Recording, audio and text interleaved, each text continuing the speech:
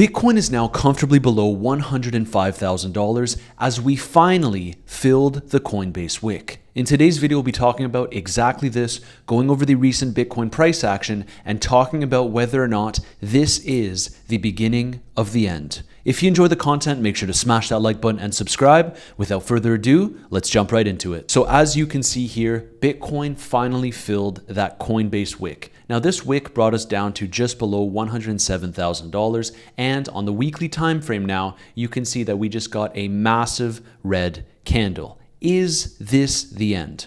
To be perfectly clear, as I've talked about in my previous videos, my key invalidation would be losing this crucial support level, which was the pivot that sent us to that new Bitcoin all-time high originally, and that is $98,000. If we start to get closes below this level, then at that point, I would be considering the cycle to be over, and my trading strategy would pivot towards shorting relief rallies. Right now, though, technically speaking, we are still intact. I know a lot of you may think that this is the end, but I'm telling you, don't give up quite yet. From a spot positioning, I have to say that I have not sold that much of my Bitcoin. I was vocal about selling it around $125,000, but I still have a strong majority of my portfolio, both in Bitcoin and Ethereum, anticipating one last leg. Will I be proven wrong? Let's see here. But right now, we still have a pretty big gap between where the price currently is and this 98K level.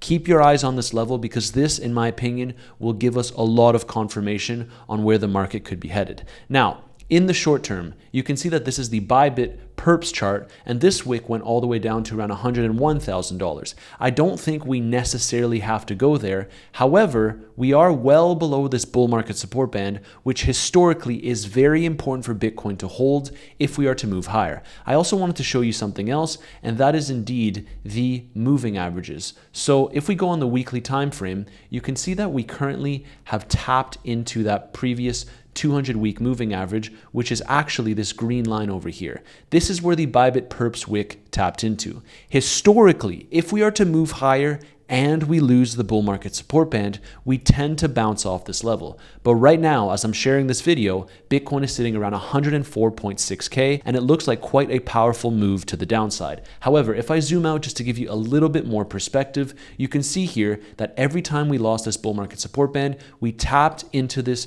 200-week moving average. We tapped into it again here. Then we lost the bull market support band over here, tapped into it once more, it sent us higher. So if we are to pivot, it would be around these regions. We're in a $5,000 gap now, and this will likely determine where the market could be headed. As we know, no one is a fortune teller here, and I'm just playing the market as I see it. So I'm not willing to give up on it quite yet. And as a matter of fact, I have started dollar cost averaging into an Ethereum long from these levels. And if you're in my premium group, you know exactly which trade I'm talking about. My other trades, however, are still the Bitcoin dominance long trade. I told you that Bitcoin dominance would likely continue to increase, whether that means Bitcoin goes up or down. This is why I thought that this was going to be an excellent position, and I've shared it on the channel for over a month now. You can see that we're sitting in some nice profits, and honestly, I'm just holding on to that position as I do expect Bitcoin dominance to continue to increase and fill most of this wick. Whether that's in a downtrend or uptrend, that remains to be seen, but I'll keep you updated as the price action develops. Now, I also wanted to take a look at Ethereum. Right now, we are at a crucial level. While Bitcoin did actually lose its bull market support band quite comfortably, Ethereum is actually still trying to hold on right at these levels. Now, you can see that this bull market support band is between approximately 3,650 up to around 3,800. So we are right in the middle of this band. Will we hold it as support is the true question. And honestly, the only thing that can really answer this question is what Bitcoin will do. Because in my opinion, if Bitcoin has a significant bounce from here, Ethereum would likely bounce harder. And we've seen this on the ETH Bitcoin chart. Right now, we are still holding up relatively well, ETH against Bitcoin, that is. So in this downtrend, Ethereum isn't bleeding that badly compared to the rest of the crypto market. And that's why I'm also still in that Bitcoin dominance uptrend, because this has been my base case. Now, I also wanted to take you through the ETH exchange liquidation map. This is a crucial one to understand because you can see that on the 1-day time frame, right now, way more shorts in the market. On the 7-day time frame, way more shorts in the market. And on the 30-day time frame, it paints the exact same picture. On the right here, we have around 10.5 billion worth of cumulative short liquidation leverage, and this brings Ethereum up to $4,700. This doesn't even take into account all the way up to all-time highs, which are around $5,000. And on the left here, if Ethereum were to go just a little bit below that capitulation wick, right below $3,300, we're seeing less than $1 billion worth of cumulative long liquidation leverage. So the market is really going short, and there's over 10x more cumulative short liquidation leverage compared to cumulative long liquidation leverage.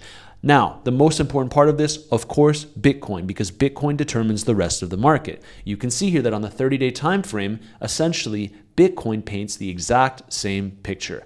There are way more shorts in this market. We're talking 20 billion worth of cumulative short liquidation leverage. And on the left here, we have around 1.86 billion worth of cumulative long liquidation leverage. Literally 10x more shorts. So what does this tell you?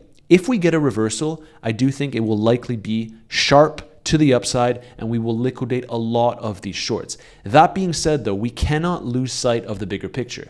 If we start to lose this macro structure, $98,000 that is, weekly closes below that level, at that point in time, as I said, my strategy will pivot to start shorting relief bounces in this market, assuming that the bear market has started. So let's see how it plays out. I told you exactly what I'm doing in this market, and ultimately, it's anyone's best guess as to what is next. As Bitcoin continues to capitulate, we have a lot of vocal bears, and honestly, this makes me happy because this increases the probabilities of us moving higher. If the overall sentiment is bearish, and we are currently approaching max fear in this market, that tells me that there is a chance that we still get that move to the upside. Obviously, I'm paying attention to the macro structures, and you'll notice that this chart is what we've been talking about on the channel at length, which is when will the bear market trigger? Now, historically, as we've discussed time and time again, I believe this is the 4th time I've talked about it on the channel, I have been looking at this metric in particular to tell me where we are. And that is when the 200-week moving average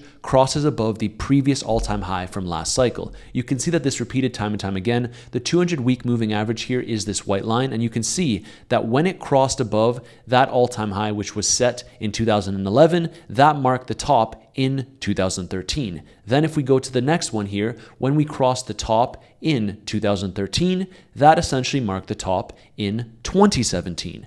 And then it gets more and more stretched out as we go, because you can see here that as soon as it crossed around the 2017 top, well, we already had the top in November of 2021. So this is very, very important for you to consider. It's a little bit delayed here. And so I still think that there's room to run here. If I really zoom in here, you can see that we are nowhere near that previous top, which is around $69,000. You can see that there's still a pretty big gap of approximately $15,000. And so my best guess here is that this will continue to trickle on up a little bit. And if we continue to hold the levels that we're seeing now, the bull market is still on. I know that may be hard to believe right now, but this could very well just be a shakeout. We'll have to see how the price action develops, but right now you can see that as I'm recording this video, Bitcoin is indeed below $105,000, and we're looking to make our way below 104K. A lot of people are turning extremely bearish, but I think it's important that you exercise a little bit of caution. From a risk to reward perspective, and as a contrarian trader, I shared that I was starting to enter an Ethereum swing long, and I still think that if we get that bounce that we're looking for, Ethereum will likely outperform Bitcoin, and therefore Ethereum could be hitting all-time highs. We actually don't need much from Bitcoin for Ethereum to hit all-time highs, in my opinion, given this relative strength. What we would need to see is, of course, Bitcoin reclaiming this crucial level, $107,000, which is essentially the Coinbase wick. And if Bitcoin can manage to get back above its own bull market support band here, then at that point in time, we would be looking good for more upside. But right now, you can see that this dump just continues, and we are about to go, there you go, we are below $104,000. So if you're trading this market,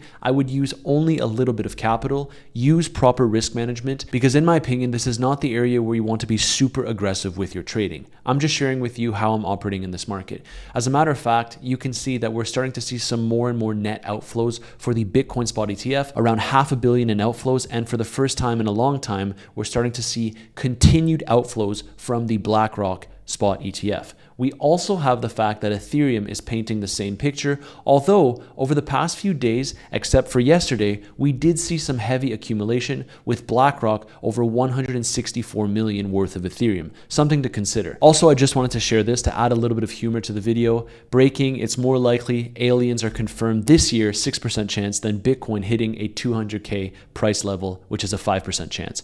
Now, if you've been watching the channel, you know that my base case for Bitcoin has been between $130,000 and $160,000.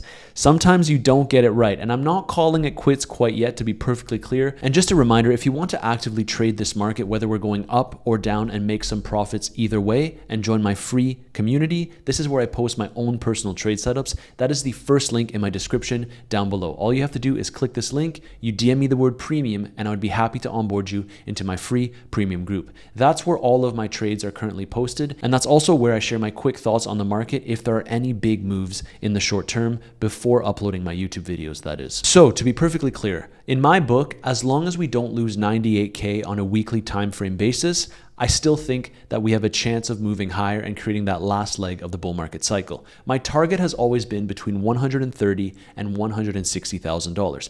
Would it really be that bad if we hit 126 and didn't quite make it there? Honestly, I wouldn't like that because I'd have to offload some of my Bitcoin at lower valuations. But that's the game. Right now, I am waiting patiently. I started to enter an Ethereum swing long here, targeting all-time highs, but you need to exercise caution and not use too much capital to enter in these kinds of trades because it's very clear that the trend is down.